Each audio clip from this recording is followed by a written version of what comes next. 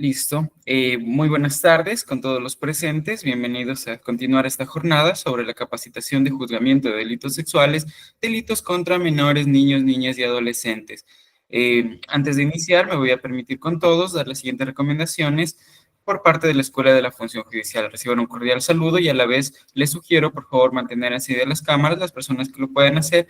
En el caso igual de que no, pues estar pendientes y evitar el uso de dispositivos Netflix y otros para tener mejor conexión y evitar interferencias. En el caso de preguntas, pues serán colocadas dentro del chat o también la opción levantar la mano para que sean trasladadas a nuestro formador el día de hoy. Así también dentro del chat se colocará el link de asistencia, el mismo que ustedes deberán registrar por una sola ocasión y ingresar sus datos correctamente, pues a ese mismo link con su correo electrónico les remitiremos por parte de la Escuela de Función Judicial su acceso a la plataforma donde encontrarán todo este material para que ustedes puedan rendir su evaluación y descargar su certificado. Nos acompaña el día de hoy nuevamente el doctor Luis Rodrigo Miranda. Él es juez de la Unidad de Delitos Sexuales contra la Mujer y miembros del núcleo familiar, con quien nos acompaña el día de hoy. Sin más, por la premura del tiempo, doctor, les cedo la palabra. Bienvenidos. Gracias. Buenas tardes a los miembros de la Escuela de la Función Judicial, a todos los compañeros participantes, señores jueces, señores secretarios, señores fiscales, señores y señoras defensores públicos. Para mí es un honor nuevamente dirigirme a ustedes en este tema de capacitación que se ha planteado por parte de la Escuela de la Función Judicial. Continuando con día de capacitación, vamos a verificar la presentación para el día de hoy. Vamos a ver.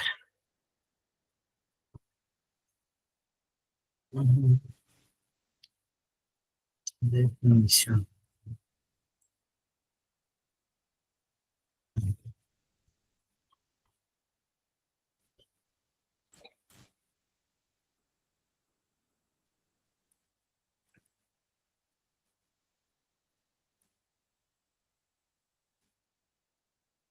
No sé, doctor, si se está compartiendo ya la pantalla.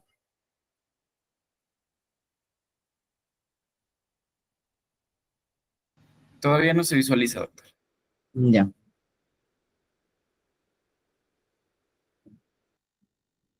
a ver.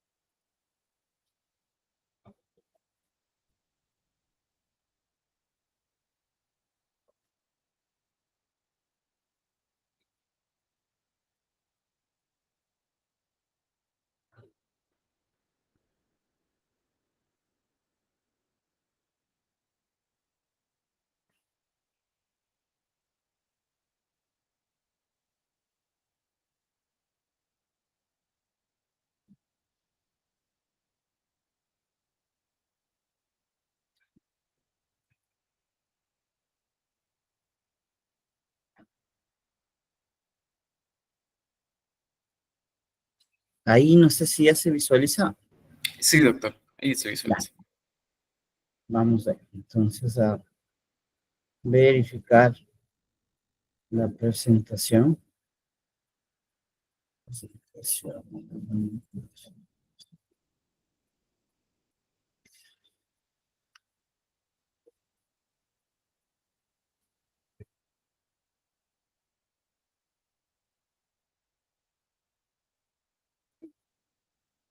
Bueno, para hacer un pequeño resumen de la exposición del día de ayer habíamos hablado en forma muy rápida sobre la definición de lo que son los delitos de naturaleza sexual y hablábamos que es todo acto sexual, la tentativa de consumar un acto sexual, los comentarios, insinuaciones sexuales no deseados o las acciones para comercializar o utilizar cualquier otro modo de la sexualidad de una persona mediante la coacción por otra persona, independientemente de la relación de esta con la víctima en cualquier ámbito, incluido el hogar, el lugar de trabajo, en cualquier tipo de ámbito que se comparte. Esto nos decía la OMS como una de sus definiciones.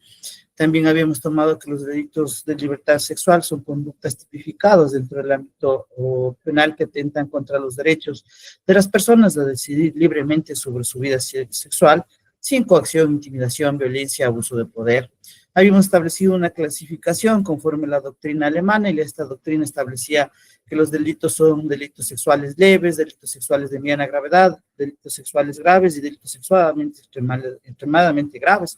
Esto como parte de una clasificación doctrinaria respecto a poder organizar los delitos por su impacto, por su gravedad y por las consecuencias que tenían estos delitos. Entonces, cada uno de ellos vamos enmarcando, como les había referido, a la clasificación depende de la persona que la realice, puede ser muy subjetiva y puede tener fines de los cuales uno se pretende llegar a un objetivo académico, a un objetivo establecido.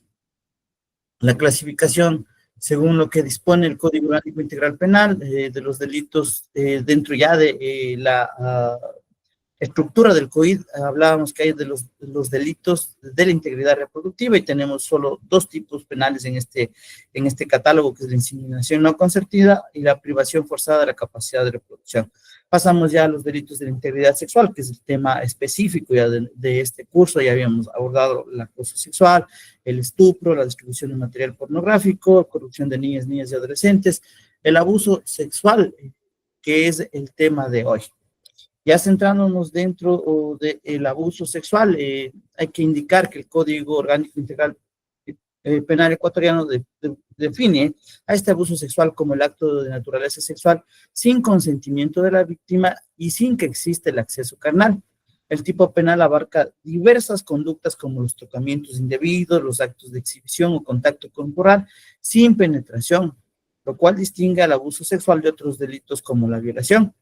Es por ello que el Código Orgánico Penal describe en el tipo genérico el reproche penal a la persona que obliga a otra a efectuar sobre sí misma u otra persona actos de naturaleza sexual, sin que esto implique el acceso carnal, que incluye las figuras agravadas por la edad de la víctima. Dicho de otra forma, el pedir o realizar sobre el cuerpo de una persona que es el sujeto pasivo actos de naturaleza sexual que no conlleven el acceso carnal son las figuras que establecen el tipo penal de abuso sexual. Bueno, y se hace referencia a un concepto de abuso sexual. En sus inicios se configura como una descripción excluyente exclusivamente de la violación, que se diferencia de este tipo penal, porque existe ya una introducción del miembro viril en la vagina de la mujer. Así, por ejemplo, el acto sexual perpetrado ya dentro del coito, que se establece ya como la violación, y sus variantes y su profundización, su descripción ya profunda de lo que hace el artículo 171. Este tipo penal de abuso sexual ha tenido algunas denominaciones. Estas denominaciones han ido variando con el pasar del tiempo, y es por ello que primero se le conocía como atentado contra el pudor, que es una aproximación física no consentida con fines libidinosos, excluyendo la cópula carnal. Muy semejante ya a una definición también como el estupro o como el abuso deshonesto, que se utilizó en lo posterior en las tipificaciones, y ahora como se lo enmarca dentro del abuso sexual. Hay que también hacer alusión que el término abusar hace gala al uso excesivo, injusto, indebido de algo o de alguien. A su vez, el término abuso sexual se puede definir como el delito consistente en la realización de actos atentatorios en contra de la libertad de una persona que soporta en su cuerpo este abuso por parte del sujeto activo de la infracción. El abuso sexual excluye el acto sexual distinto al coito, o lo que equivale a un acto sexual que no se encuadra en la descripción del tipo penal de violación, que nos da el artículo 171 del Código Orgánico Integral Penal. Esta exclusión del delito de violación, que como ustedes ya vamos a seguirlo analizando, ya es un acceso carnal con una introducción total o parcial del miembro viril o de cualquier objeto por cualquiera de las vías, como establece el artículo 171. Al contrario, el abuso sexual no se llega a la cópula carnal, pero pueden haber actos que soporta la víctima sobre su propio cuerpo, es decir, tocamientos, rozamientos, o en su defecto es obligada a realizar estos tocamientos en el cuerpo de la persona que está dirigiendo la conducta, en este caso del perpetrador, o incluso de una tercera persona. Podría ser un acto de masturbación, un acto de tocamiento de zonas erógenas, lo que se considera que es parte ya de la descripción de la conducta del tipo penal. El Código Orgánico Integral Penal describe el tipo genérico de reproche penal a la persona que obligue a otra a efectuar sobre sí misma o sobre otra persona estos actos de naturaleza sexual, sin que implique, como ya se establece en forma reiterada, la penetración, la cópula con la víctima. Tenemos que verificar que este uso excesivo o este injusto, indebido de alguien que obliga a una persona constriñe a violar su libertad de autodeterminación sexual. Los elementos del tipo penal son los elementos objetivos que establecen una conducta activa del sujeto que realiza la conducta objetivamente lesiva o impúdica contra la víctima. El acto de contenido sexual debe ser expreso, pues se valora la acción en sí misma y se exige actos corporales directos como el tocamiento. Estos elementos objetivos del tipo penal dentro de la relación y de la redacción de la conducta establecen que exige actos corporales directos de tocamiento, y estos se consideran actos de naturaleza sexual. Y se excluye las meras proposiciones, se excluye también los delitos que pueden ser una posibilidad de una emisión impropia. Además, se configura como un delito de mera actividad, es decir, con su mera ejecución no puede existir un resultado descriptible dentro de los casos como son los delitos de resultado. El sujeto activo no establece un tipo penal calificado, es decir, que puede ser cualquier persona. Y ojo que antes había no la restricción, sino la tipificación que se establecía exclusivamente al hombre.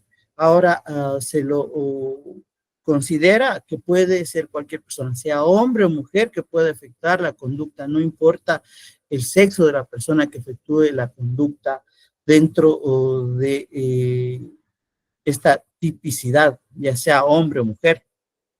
Tenemos un sujeto pasivo, no se establece un sujeto pasivo o calificado como se debe entender, es decir, que puede ser cualquier persona, puede ser un hombre o una mujer que recibe el tocamiento o que es obligada a realizar el tocamiento.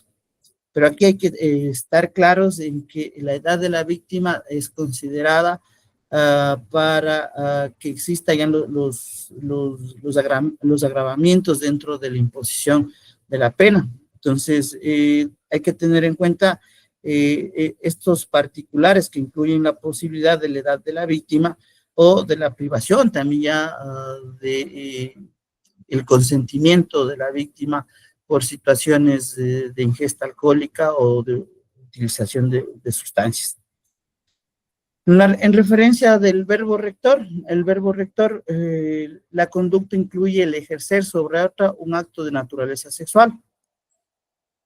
Pero ¿cuál es la determinación del acto de naturaleza sexual? Entonces ahí venimos ya a tener un verbo rector en el cual nos indica un acto de naturaleza sexual, que es un elemento que no se puede definir y puede ser muy subjetiva su definición debido a la intermediación del concepto. Puede ser cualquier contacto físico, pero que sea lesivo o lascivo para la víctima.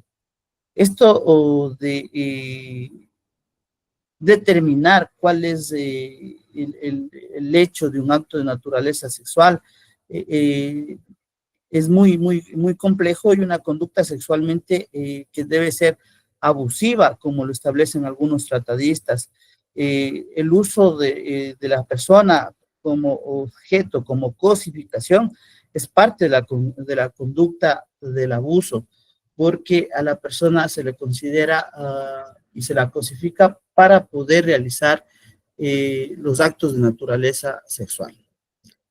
Como ya habíamos visto, todo este tipo de delitos, del bien jurídico protegido es la integridad sexual, el derecho amparado en la Constitución de la República del Ecuador en el artículo 66, así también los actos de abuso que vulneran la libertad personal del individuo en el sentido de la potencial disponibilidad del cuerpo en los casos de los adultos y en los niños, niñas y adolescentes. Tenemos elementos accidentales, que son los elementos normativos que nos establece el Código Civil en el artículo 1462, que expresa que toda persona es legalmente capaz ¿de qué? De permitir un consentimiento.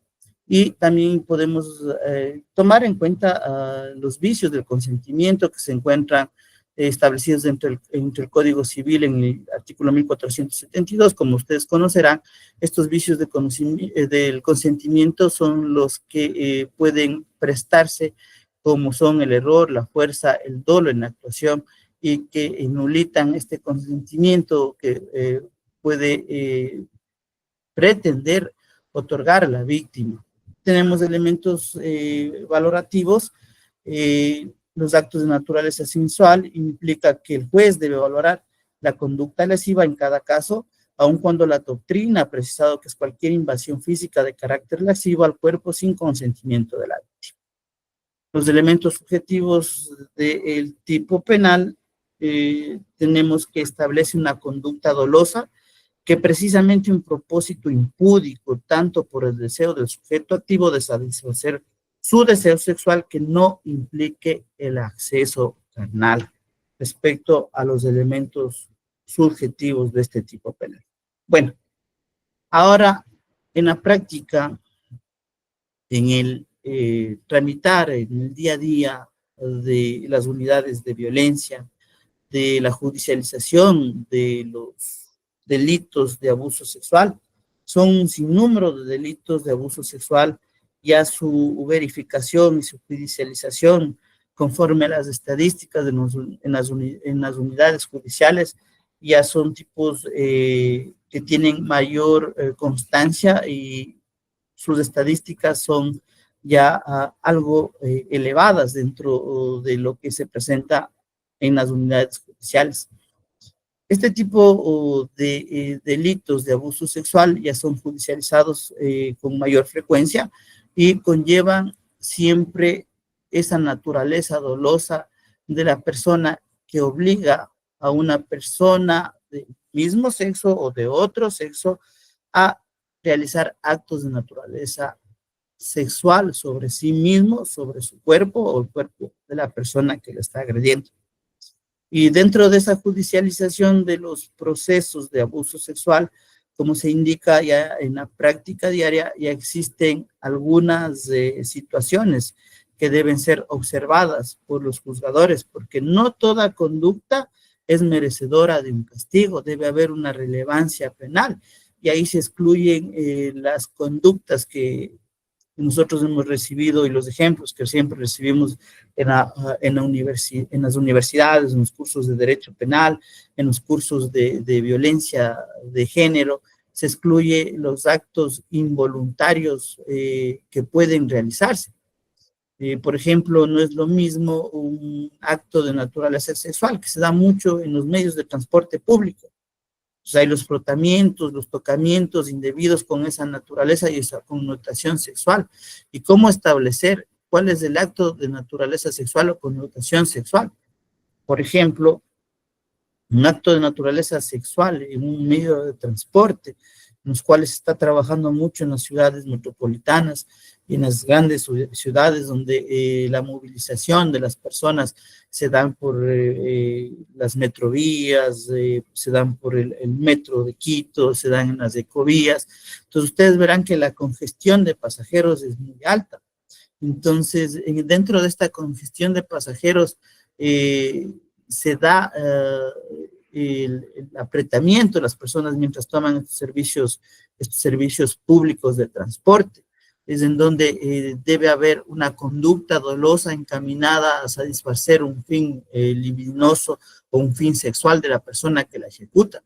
No es lo mismo subir a un transporte público y sufrir un tocamiento propio de la movilización dentro de un transporte que ya sufrir un frotamiento por parte de una persona, de su órgano sexual sobre la persona, sobre los glúteos de las mujeres, que es por lo general los efectos que se dan dentro de estos abusos sexuales, o los tocamientos no voluntarios. Hay un frenón y usted no puede reincorporarse bien y accidentalmente topa las partes posteriores de una mujer. Entonces, ahí no existe un acto de carácter de naturaleza sexual, porque estamos ante una situación en la cual tengo que reincorporarme, y cuando uno cae al piso no es que exclusivamente ve cómo se reincorpora, sino que son actos para una reincorporación. Entonces no habría un acto de naturaleza sexual que exige el tipo penal de abuso sexual. Este tipo penal de abuso sexual, como les indico, es un tipo penal en el cual se obliga a una persona a hacer actos de naturaleza sexual, y esos actos de naturaleza sexual podemos tener muchas connotaciones. El acto de naturaleza sexual puede ser obligarle a que se masturbe en sí mismo, la propia víctima, a masturbar a otra persona, hacer tocamientos de zonas erógenas propias o de una tercera persona con el fin de satisfacer esa naturaleza sexual que tendría el sujeto activo del que comete esta infracción. Dicho de otra forma, hay personas que tienen esa satisfacción sexual de verificar un tipo de tocamiento dentro de una conducta de una persona con otra, y ser un simple espectador, pero está obligando a que se realice esta conducta. Como les digo, el elemento fundamental dentro de este delito es el dolo. No podemos verificar una conducta de abuso sexual si no existe dolo. Y la sanción que establece el tipo penal para el abuso sexual, como ustedes pueden revisar el Código Orgánico Integral Penal, tiene algunas variaciones. En la primera parte del artículo 170, que fue reformado en 2021 y que establece y da la descripción de la conducta, en la primera parte establece una pena privativa de libertad de 3 a 5 años. Pero ahí vienen ya las penas agravadas cuando la víctima sea menor de 14 años de edad o con discapacidad, cuando la persona no tenga la capacidad de comprender el significado del hecho por cualquier causa o no pueda resistirlo, o si la víctima como consecuencia de la infracción sufra una lesión física o daño psicológico permanente, contraiga una enfermedad grave o mortal, será sancionada con una pena privativa de libertad de 7 a 10 años. Ahí cuando se va haciendo ya una calificación del abuso sexual por ciertos requisitos, entonces va aumentando la pena para la calificación de la pena con los requisitos que se van estableciendo. Entonces, un abuso sexual para una persona mayor de 18 años tiene una connotación menor que para una persona que tiene menos de 14 años. Entonces, vamos agravando la pena en el hecho del factor de la edad de la víctima, y de ahí pasamos a la víctima menor de 6 años, y la pena se establece ya en una pena privativa de libertad de 10 a 13 años. Y establece que se sancionará con el máximo de las penas establecidas en el tipo penal cuando dicho abuso sexual fuere grabado o transmitido en vivo de manera intencional por la persona agresora por cualquier medio digital, dispositivo electrónico o a través de cualquiera de las tecnologías. Miren cómo se va ampliando el espectro de protección, porque ahora ya no, el abuso sexual puede darse ya dentro o exclusivamente de los participantes o de esa clandestinidad que muchas veces se busca, sino que con la aparición, como estábamos conversando y estábamos dialogando el día de ayer, de las tecnologías, estas conductas pueden reproducirse y pueden incluso realizarse en tiempo real, pueden grabarse o pueden subirse a las redes sociales, a las diferentes plataformas. Entonces, el legislador ha considerado dentro de esto que el máximo de las penas se establecerá a abuso sexual que fuese grabado o transmitido en vivo de manera intencional por el sujeto activo. Miren cómo la estructura del tipo penal va variando con ciertos elementos normativos y lo que se busca es proteger a las personas más vulnerables que son los niños, niñas y adolescentes. Es por ello que se fija esa proporcionalidad de la pena. Y vamos hablando ya de esta proporcionalidad de la pena en el quantum de la pena, en la dosimetría penal.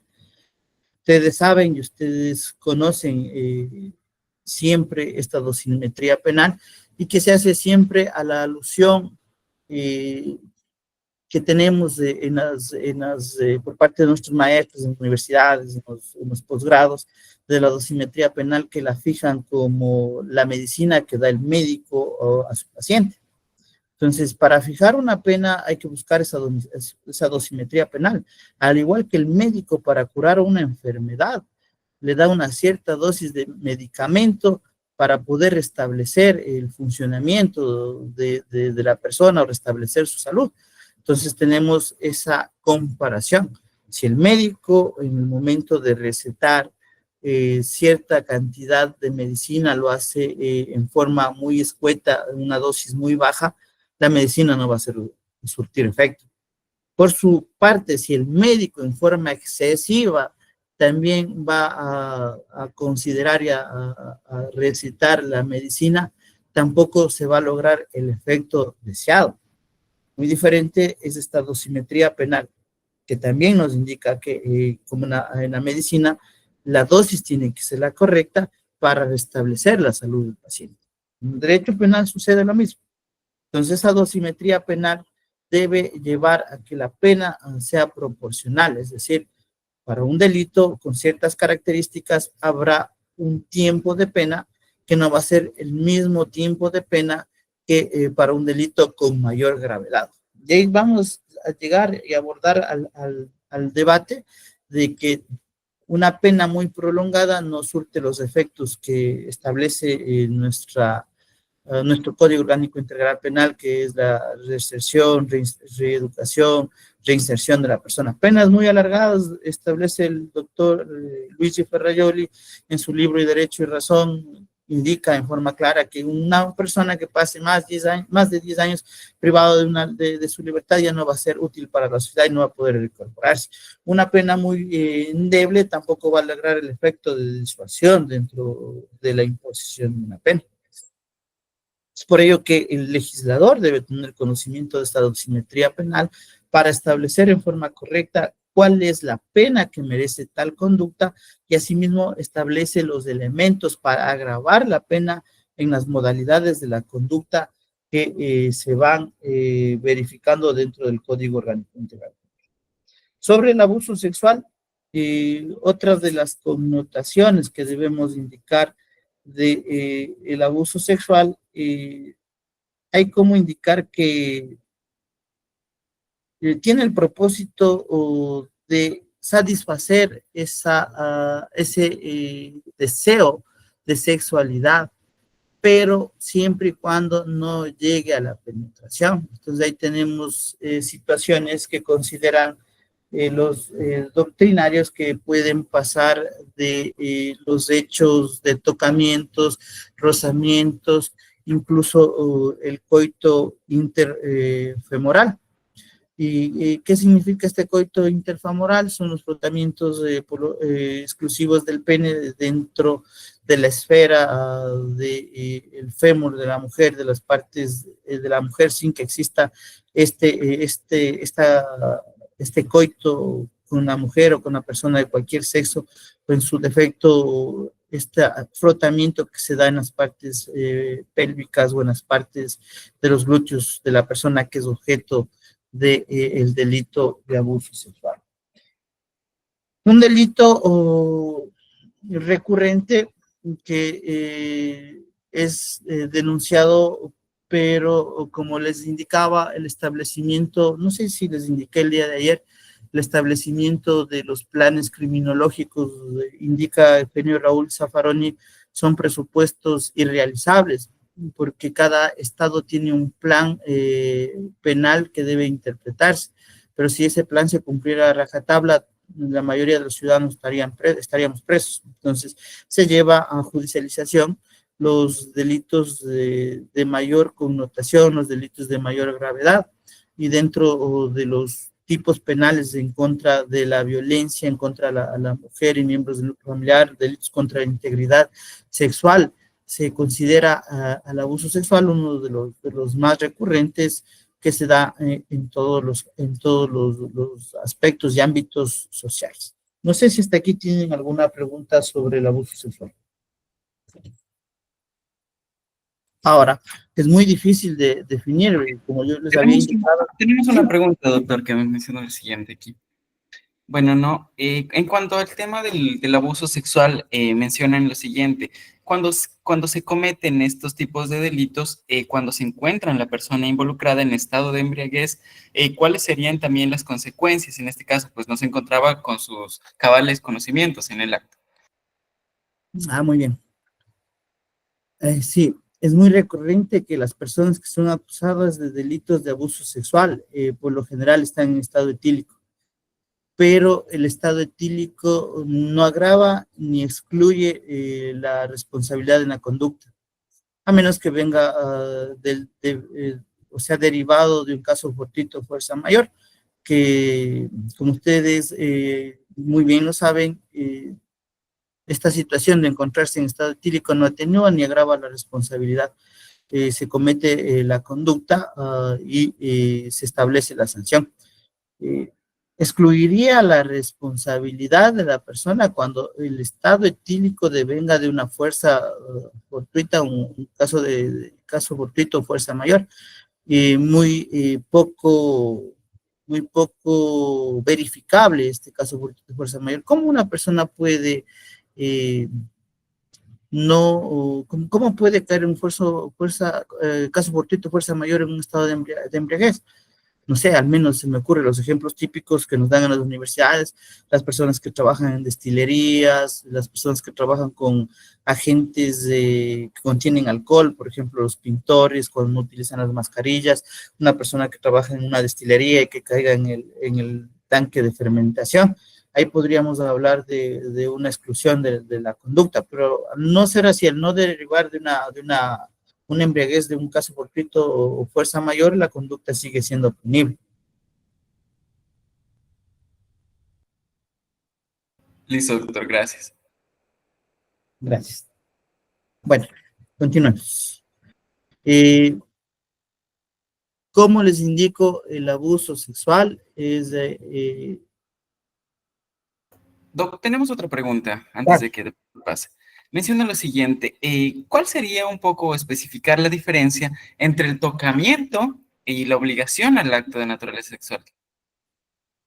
A ver, una obligación con el tocamiento y el acto de naturaleza sexual. Me dicen cuál es la diferencia entre el tocamiento. Miren, no todo tocamiento puede tener el carácter de sexual. Y eso es lo que les venía estableciendo. Entonces, el carácter de sexual tiene que tener esa implicación de satisfacer un deseo de la persona, del sujeto activo. Pues, como les digo, en el bus hay un frenón, usted no avanza a sostenerse y accidentalmente topa los glúteos de una mujer o topa los senos de una mujer. Entonces, no hay un acto de naturaleza sexual que tenga esa connotación de naturaleza sexual. Entonces, los tocamientos tienen que tener ese acto de naturaleza sexual. ¿Cuáles son los otros actos de naturaleza sexual? Los frotamientos. Y ahí me viene a la mente, ha habido algunos casos muy difíciles de resolver, porque no es que tenemos Si no, ser juez sería lo más fácil, o sería mejor reemplazar a los jueces con computadoras, aunque todo está pasando tan rápido. Un rato conversábamos en la universidad que la educación tenía que cambiar, y vean, llegó la pandemia y la educación cambió en forma absoluta. Entonces ya no necesitamos estar presentes en forma física en las aulas para adquirir conocimientos, todo va evolucionando y todo va cambiando. Entonces uno como operador de justicia tiene que tener esa capacidad de verificar cuál es el acto de naturaleza sexual. Entonces, ¿cómo verificar que un acto tiene una connotación sexual? Y ha venido a resolución casos muy difíciles. Casos muy difíciles, como por ejemplo, se resuelve un caso en el que una niña de 16 años toma un taxi y dice que el señor taxista le topó la pierna. Ya, entonces fue procesado el señor taxista por abuso sexual. ¿Cuál es la connotación del abuso sexual? Entonces, el tocamiento de la pierna, muchos dirán, no, para que sea de connotación sexual tiene que ser exclusivamente en las zonas erógenas, glúteos, senos, genitales. Entonces, si vamos a la exclusión de que solo sea zonas erógenas, ¿cuál es el acto de connotación sexual? O sea, no puede haber un acto de connotación sexual si no sea en las zonas erógenas, no. Entonces, ¿el tocamiento de una pierna puede tener una connotación sexual? Sí.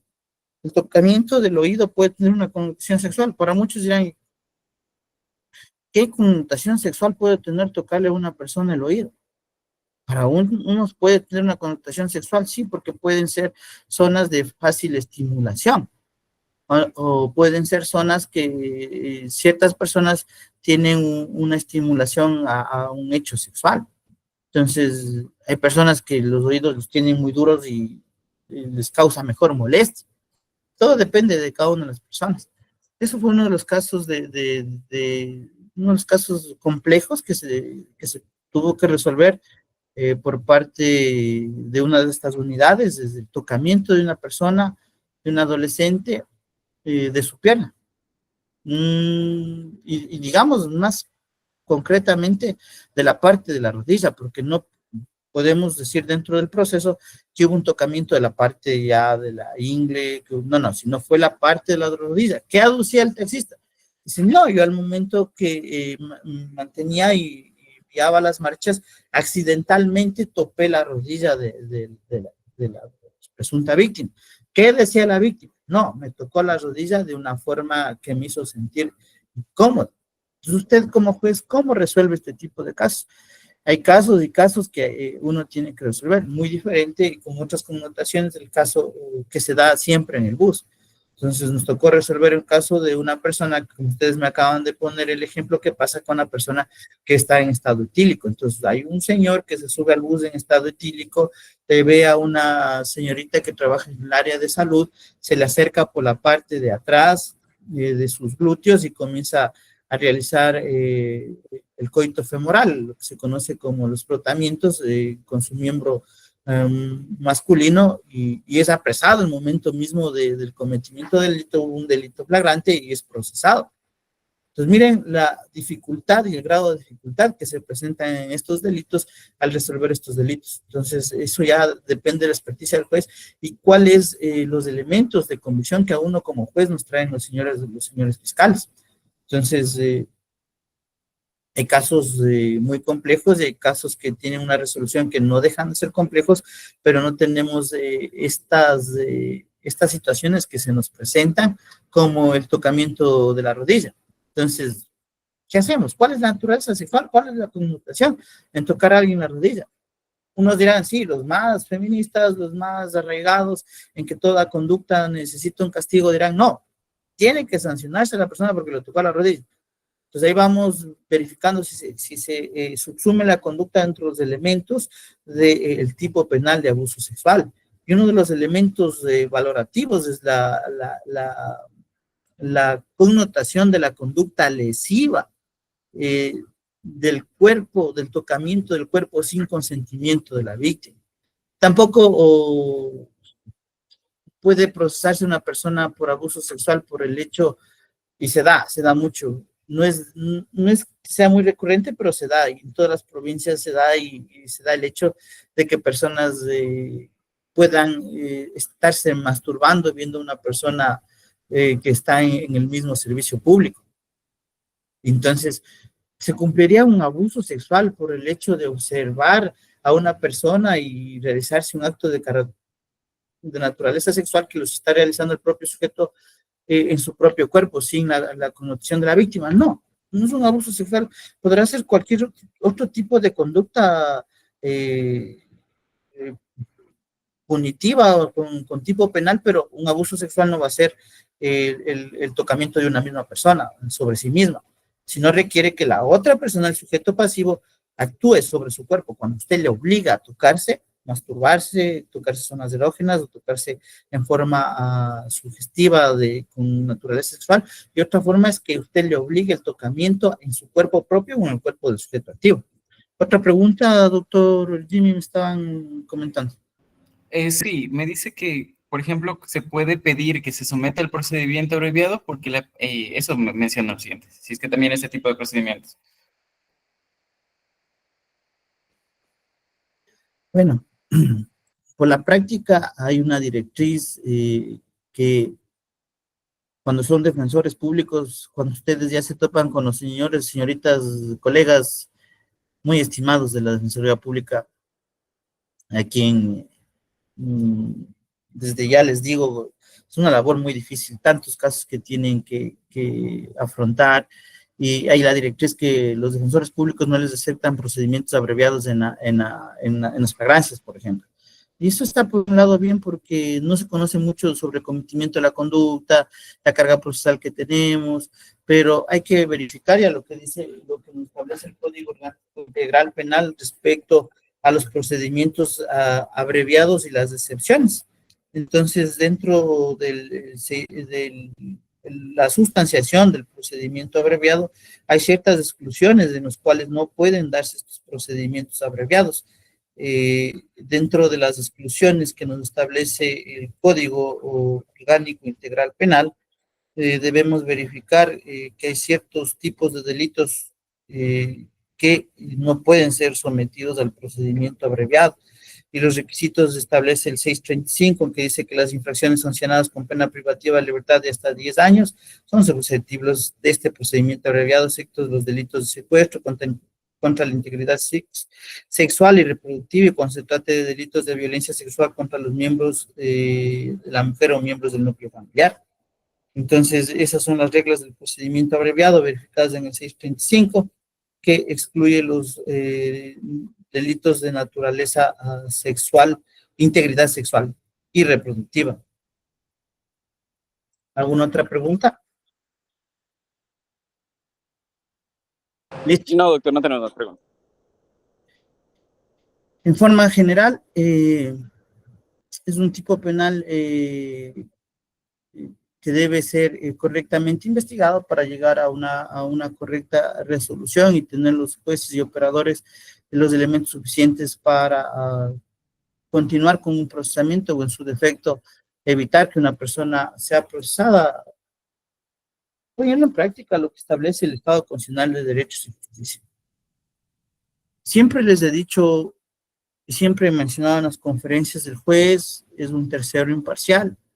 El juez en materia exclusivamente constitucional tiene el abandono del principio dispositivo. En las otras materias exclusivamente, al ser un tercero imparcial, actúa de conformidad con el principio dispositivo y de conformidad con los elementos de convicción que presente la Fiscalía y los sujetos procesales intervinientes en el proceso penal.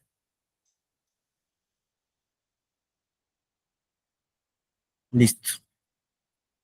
Vamos a la violación.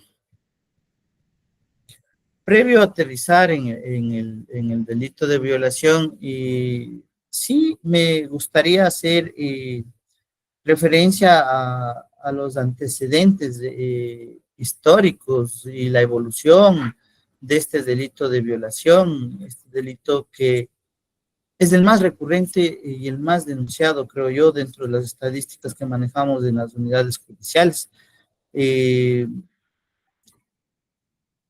Este delito de violación que se encuentra tipificado y que ha sido tomado dentro del Código Orgánico Integral Penal en el artículo 171,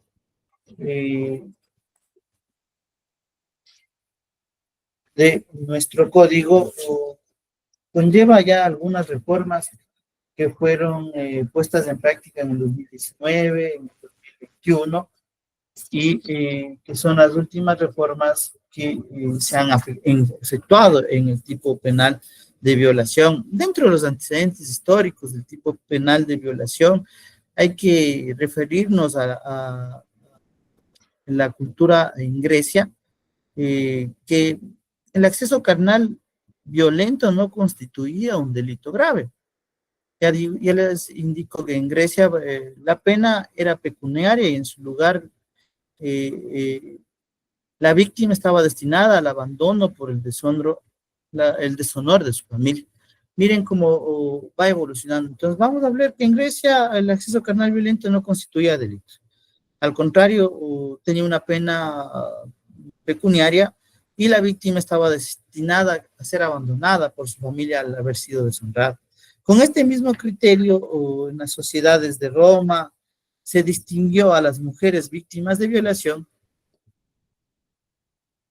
en aquellas que provocaban el acto por su comportamiento deshonesta y aquellas que habían sido forzadas a la penetración sexual violenta. Así, el bien jurídico protegido era el honor de la familia o del marido. Miren cómo se presentaba el delito de violación en las sociedades antiguas, es decir, la víctima que sufría el delito, su bien jurídico protegido, dicho así, no era su integridad sexual, sino el desprestigio, la deshonra de su familia, de su marido, y esto conllevaba a que incluso se le abandone de sus círculos familiares y que se suman en la desprotección. Pero esto es una situación exclusivamente para ir ya enmarcándonos en los delitos. De igual forma, la violación de un esclavo no era considerada como una conducta penal tipo, ya que el esclavo se encontraba en la categoría de las cosas. Sin embargo, merecía una pena pecuniaria quien violase a la esclava ajena, pues atentaba contra la propiedad frente a lo que correspondía a la aplicación de la Lex Aquilia. Miren cómo vamos pasando en la protección de los bienes jurídicos. Los esclavos no tenían derechos, eran considerados cosas, y al existir una violación de una esclava ajena, lo que se verificaba era la violación de la propiedad. La mujer como objeto, la mujer como propiedad, no había el bien jurídico protegido, que es la integridad sexual de las personas y su libertad a elegir cómo tener relaciones sexuales y con quién tener relaciones sexuales. Estamos hablando de épocas en donde no existía un reconocimiento de los derechos como lo tenemos en la actualidad. Entonces podemos decir que el delito de violación en el Código Integral Penal en el Ecuador está recogido o definido en el artículo 171 y se configura cuando la persona comete acceso carnal, ya sea vía vaginal, anal u oral, o introduce objetos o partes del cuerpo por cualquiera de estas vías en la víctima sin su consentimiento.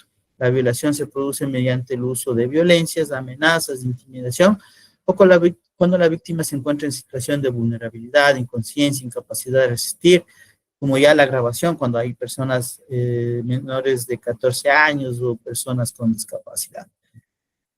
La etimología de violación sexual proviene del latín y forma parte del verbo violare, que significa dañar o tratar con violencia. El verbo que a su vez deriva de vis, que significa fuerza o poder. En este contexto, violare implica un acto en el que se inflige daño a la integridad de una persona aplicando la fuerza para someterla o privarla de su autonomía.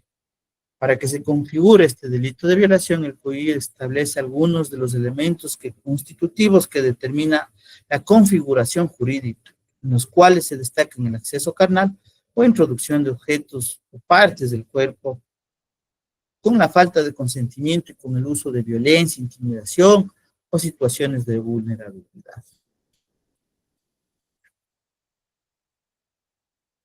Bajo lo indicado, hay que verificar que el desarrollo dogmático y jurisprudencial de los elementos constitutivos del tipo penal de violación, eh, y que dan algunos tratadistas, en especial Edgardo Dona, al indicar que el acceso carnal es logrado en los casos que se use la fuerza o se utilice la intimidación para vencer la resistencia u oposición del sujeto pasivo. Ojo que el sujeto pasivo va evolucionando, ya no es única y exclusivamente la mujer, o con una persona que se encuentre físicamente imposibilitada para establecer su disenso o resistirse, o con quien por ser menor de 12 años está privado de la razón o carece de capacidad jurídica necesaria para consentir la relación sexual. Esto dice Eduardo Dona dentro de su Tratado de Derecho Penal. Se ha procedido a establecer que esta violación tiene como objeto el uso de la fuerza, la intimidación respecto al sujeto pasivo. Entonces vamos a verificar cuáles son estos elementos que componen este tipo penal y que es el que nosotros conllevamos el mayor número de investigaciones de un delito que según las estadísticas podrá ser uno de los que tiene mayor representatividad, pero no olvidemos que las estadísticas dejan por fuera muchos delitos que no son denunciados por varias circunstancias y barreras que se imponen al momento de denunciar los delitos de violencia sexual y en especial los delitos de violación.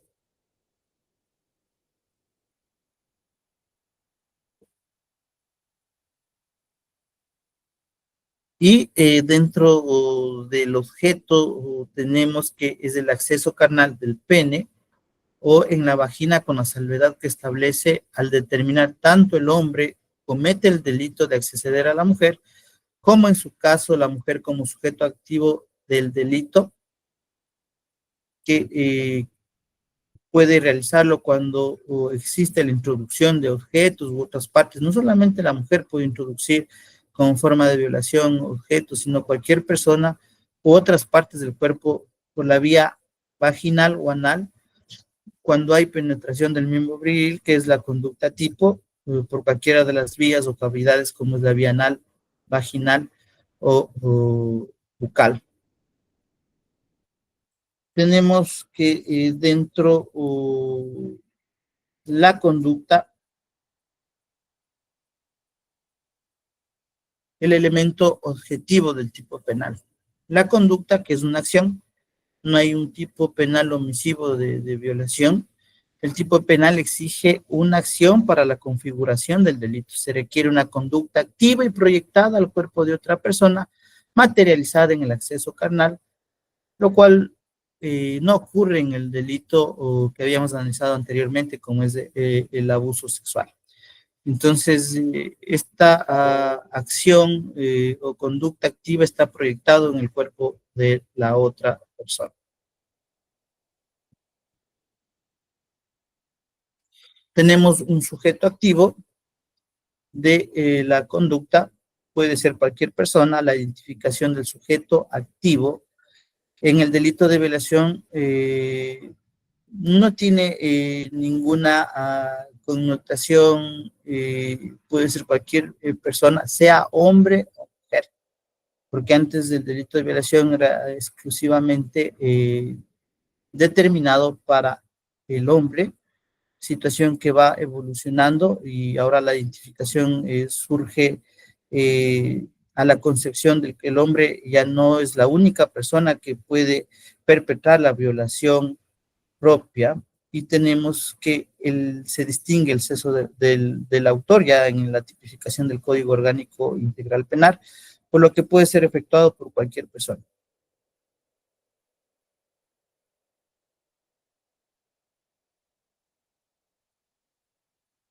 Vamos a establecer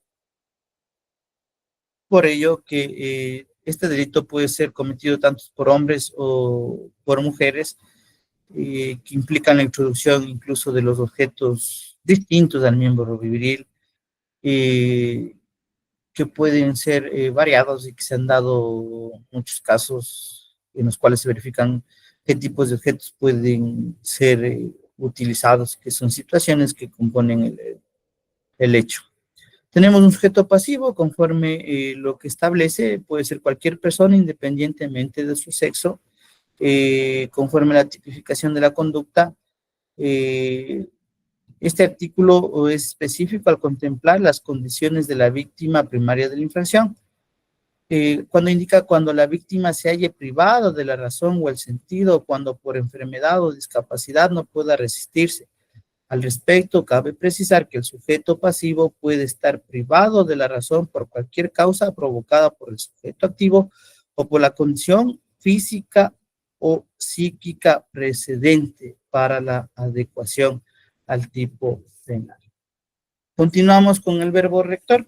Lo principal del verbo rector en el caso tipo de violación, el verbo rector es acceder carnalmente. Ello implica la introducción completa o parcial del órgano viril en el orificio de la vagina, ano o boca, o de un objeto u órgano distinto al miembro viril en la vagina o ano. Al respecto, hay que enfocarnos dentro del término penetrar o introducir precisamente. Para ello, el diccionario de la Real Academia de la Lengua nos indica, nos define qué es meter o hacer entrar algo en otra cosa. De forma simple, como expresa el tratadista Soler, el acceso carnal es una enérgica expresión que significa penetración sexual, por lo que la introducción es esencial para que se configure este tipo de delitos.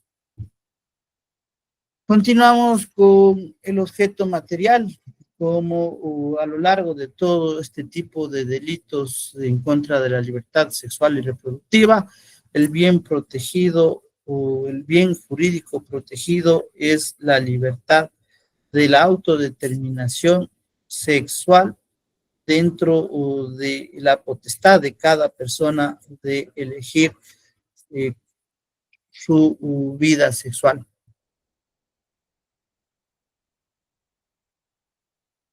El objeto material, como les había indicado, es la libertad sexual, entendida como esa facultad que tiene cada una de la persona al disponer de su cuerpo según su elección. Tenemos en la determinación del tipo penal, pueden configurarse elementos normativos que y son el Código Civil al establecer la capacidad de las personas para permitir cierta conducta. Entonces nos vamos a la capacidad que establece el Código Civil, a la exclusión de los vicios del consentimiento. Este consentimiento que puede estar viciado, como ustedes saben, por estos vicios, como ya habíamos manifestado, por el error, la fuerza o el dolo, situaciones que vician el consentimiento de una persona que está establecido en el Código Civil. También podemos hablar que dentro de los elementos normativos debemos observar la ley orgánica de discapacidades, porque al hablar de una persona que no tiene capacidad, debemos establecer dentro de esta ley orgánica cuáles son las personas que tienen restringidas sus capacidades intelectuales, sensoriales o mentales, por parte de una condición biológica, sociológica o asociativa para poder presentar su consentimiento. Y tenemos que el sujeto o los elementos subjetivos, dentro de los elementos subjetivos, sin duda es un delito de carácter doloso, establece una figura dolosa, pues precisa el consentimiento del actor de los elementos subjetivos y cabe ahí sí indicar en lo concerniente a la edad de la víctima, puede haber un tipo penal agravado y puede admitirse este dolo eventual por el conocimiento de la edad de la víctima. La sanción penal la establece el tipo penal determinado en el artículo 171. Y tenemos que indicar que cuáles son las... por ahí veo una pregunta. doctor Jimmy, por ahí vi una pregunta. Bueno, continuamos. Entonces, continuando con el análisis del tipo penal de violación, al establecer los diferentes casos dentro de lo que establece. Y ahí va la grabación. Entonces, podemos tener en el numeral 1 cuando la conducta, cuando la víctima se haya privado de la razón o el sentido, o cuando por enfermedad o por discapacidad no pudiera resistirse. Entonces, ello nos lleva al elemento normativo de observar la ley orgánica de discapacidades. ¿Y cuándo se priva a la persona de la razón en el sentido? En la práctica común, estos delitos se dan cuando se busca por intermedio de sustancias alcohólicas o estupefacientes privarle a la víctima de esa resistencia a un acto de naturaleza sexual.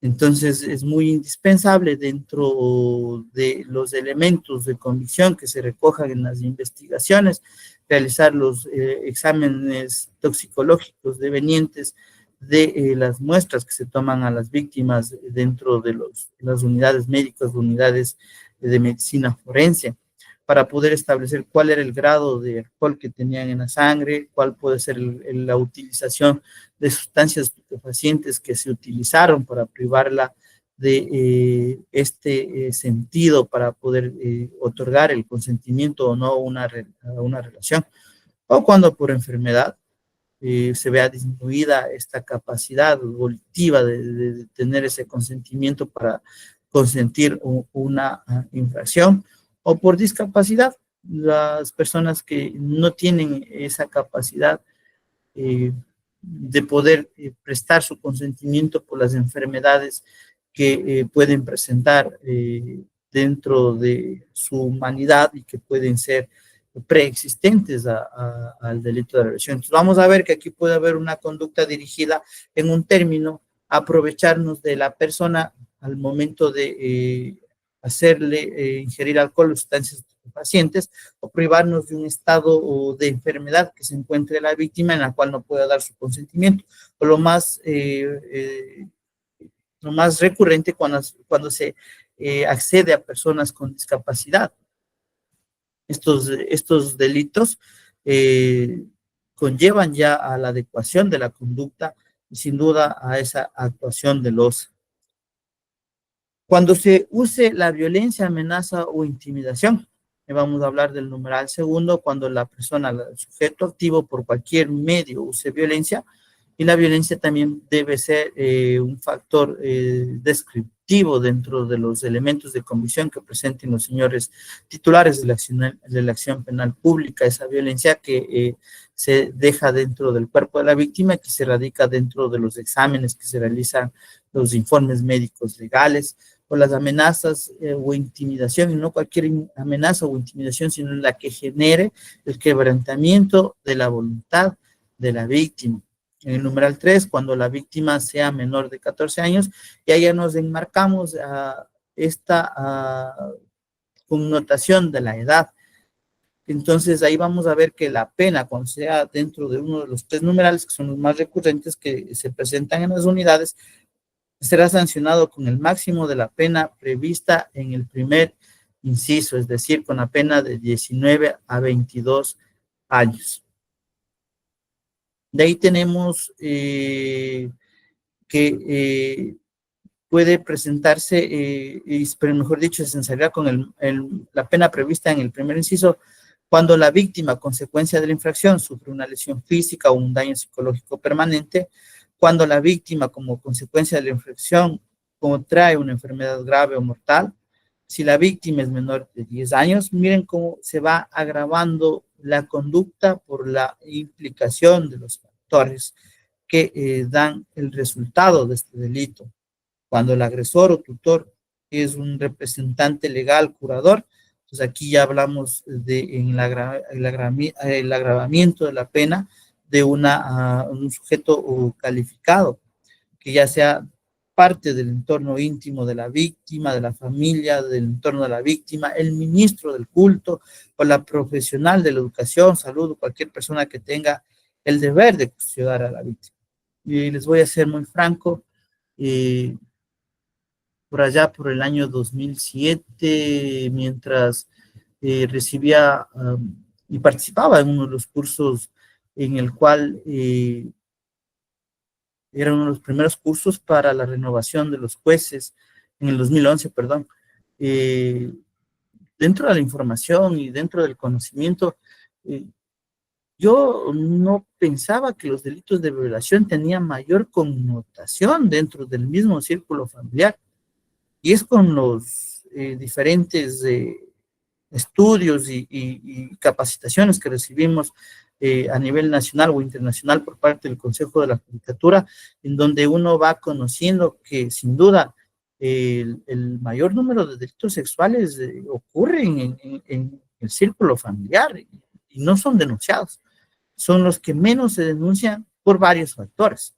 Entonces, ustedes en el cotidiano o desarrollo de nuestras funciones, ustedes ven que hay unos factores sociales, unos factores familiares, y la víctima tiene vergüenza de denunciar a ese miembro del círculo familiar y romper ese miedo para esclarecer los hechos de violencia sexual. Y muchas de las veces las víctimas que denuncian a sus familiares son estigmatizadas por sus propios familiares por haber denunciado a su familiar en un acto de conducta sexual. Entonces tenemos mucho que avanzar en este tema. También tenemos cuando la víctima es menor de 10 años. Entonces imagínense solo la ejecución de un acto de naturaleza sexual en contra de la persona, cómo va agravando el tema de la edad. Entonces, no sé si serían términos tan fuertes, no sería lo mismo acceder a una persona de unos 14, 15 años por ya su evolución corporal, accederle en una forma violenta. Y estamos hablando de niños menores de 10 años y cuál será la relación de su cuerpo. Hay casos muy execrables que marcan, que marcan nuestro acontecer. Por ejemplo, casos de violaciones a niños de 4 años, niños o infantes de 2 años.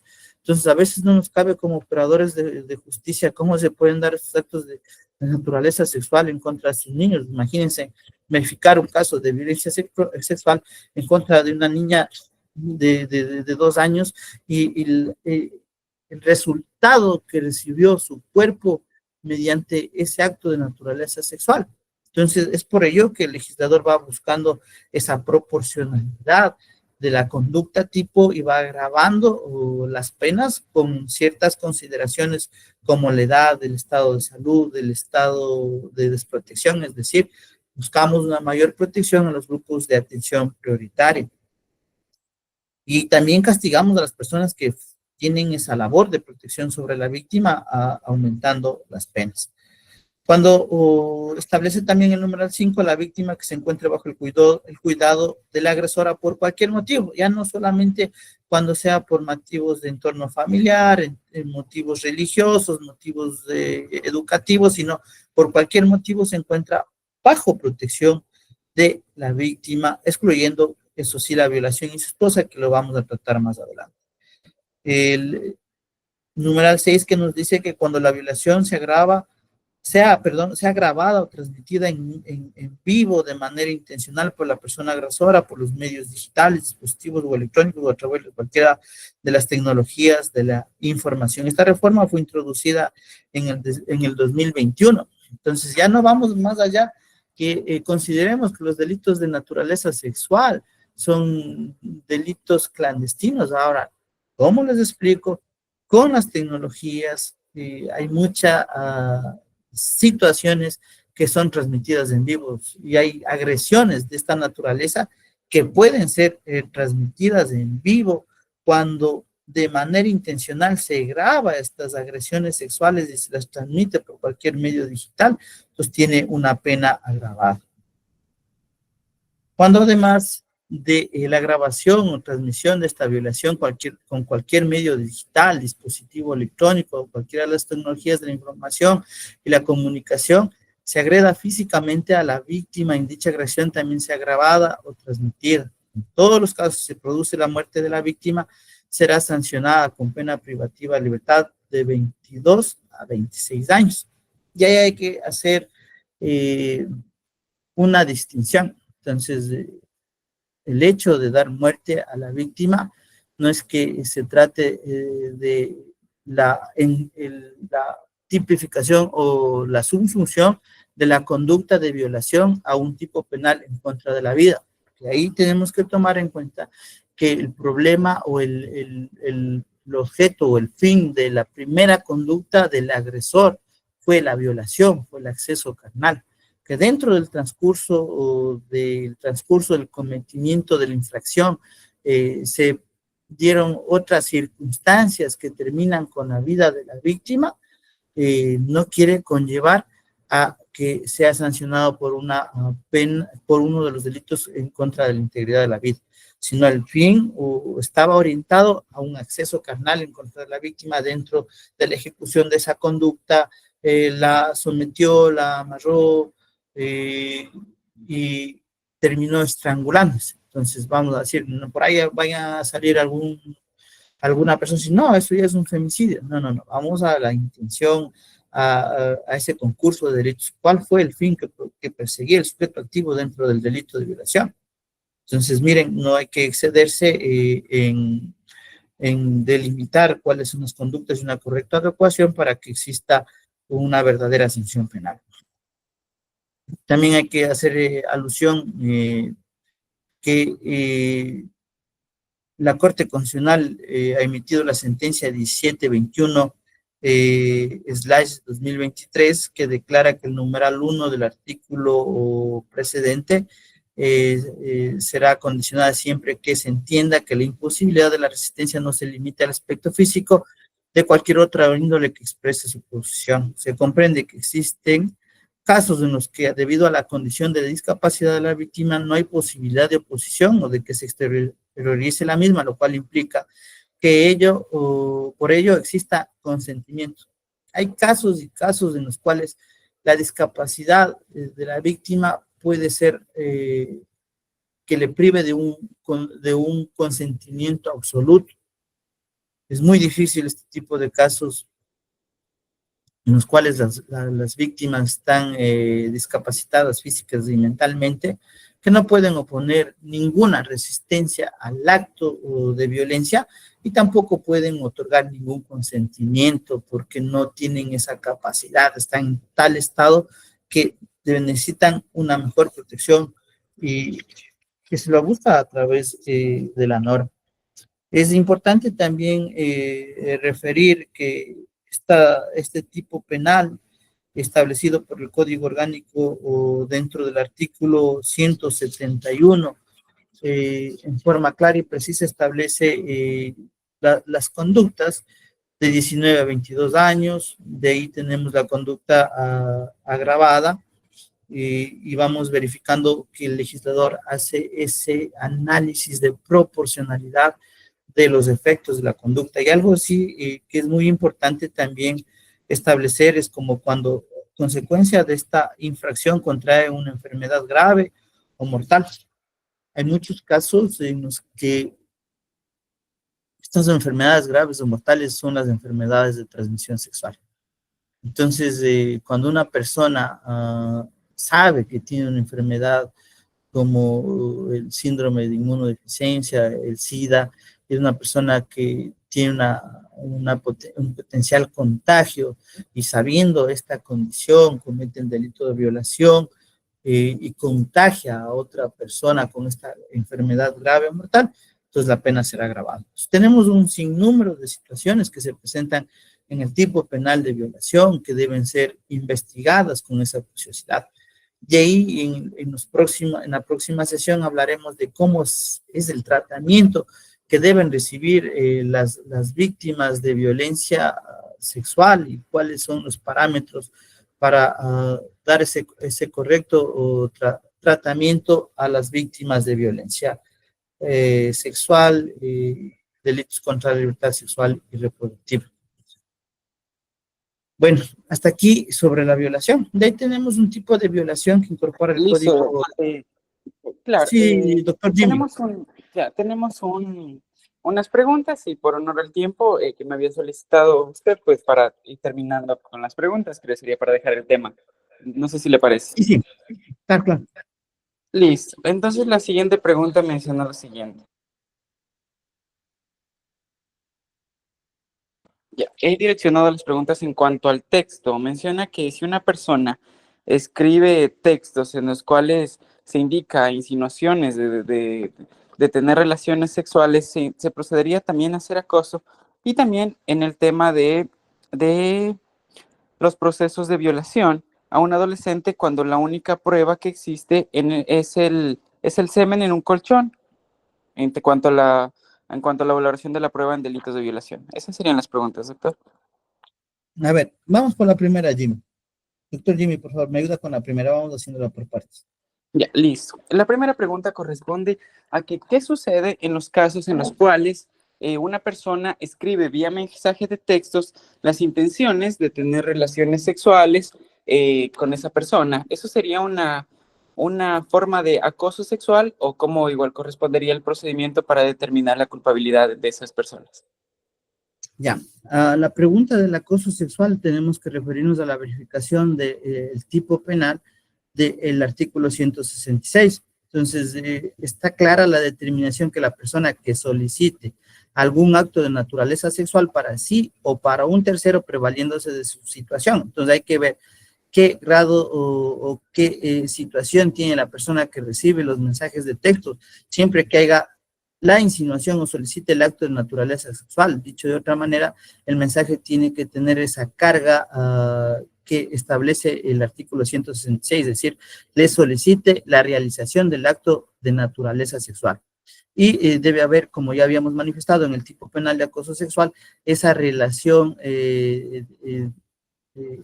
jerárquica de superioridad dentro de la petición del favor sexual. Sería una conducta de acoso sexual, sin duda. Listo, doctor. Y la otra pregunta es lo siguiente, ¿no? ¿Qué pasa en el tema de un delito de violación en el cuando a un adolescente que se le acusa, la única prueba que se ha determinado es el semen en un colchón, más no en la persona, se indica a la víctima haber tenido relaciones con esa persona en el testimonio anticipado? Ya. Para terminar, entonces lo que me decía del mensaje, eso ya es lo tipificado como el cyberacoso. Ahora, dentro de cuando una persona, sea mayor o sea menor de edad, se le acusa y existe como prueba nuclear, sería los rastros del semen en el colchón. No exclusivamente las pruebas deben llevar a que sean en forma directa en el cuerpo de la víctima. Dicho de otra forma, hay métodos o pruebas indiciarias que nos pueden dar el cometimiento de la infracción. Entonces, no toda persona que realice el acto de violación eyacula dentro de su víctima o lo puede hacer fuera del cuerpo de ella. Entonces, tienen que tener los otros elementos de prueba para que sumados al testimonio de la víctima, que es nuclear, y los otros elementos de prueba, se pueda establecer la responsabilidad en el cometimiento de la infracción. Dicho de otra forma, no solamente tenemos tenemos que plantearnos en el ADN o en las pruebas de rastros de P30 que se deja sobre el cuerpo de la víctima. Entonces, si tenemos una serie de pruebas que nos llevan a una prueba que existió un delito de abuso sexual o un delito de violación, una de esas pruebas que debería ser consideradas es los rastros de ADN que se dejaron en el colchón donde ocurrió el acto de violencia sexual. Listo, doctor. Le agradecemos por su participación el día de hoy, como nos ha solicitado igualmente por el tema de problemas de energía y todo eso, pues terminaríamos la jornada hasta ahí. El tema de preguntas, pues las serán recolectadas. El día lunes continuamos nuevamente con el doctor, con la jornada. Y igualmente le recuerdo a los participantes, no olviden registrarse en el link que se ha colocado aquí en el chat, así como también este material, realizar correctamente su registro de correo, pues se remitirá el material por parte al aula de la Escuela de la Función Judicial, donde ustedes podrán acceder a los videos, a las grabaciones y al material que nos compartirá nuestro formador. Eso sería todo por parte de esta jornada de hoy.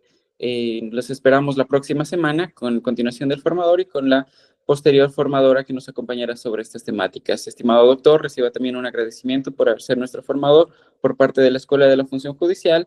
Lo esperamos el día lunes. Muchas gracias. Gracias, que tengan un excelente fin de semana.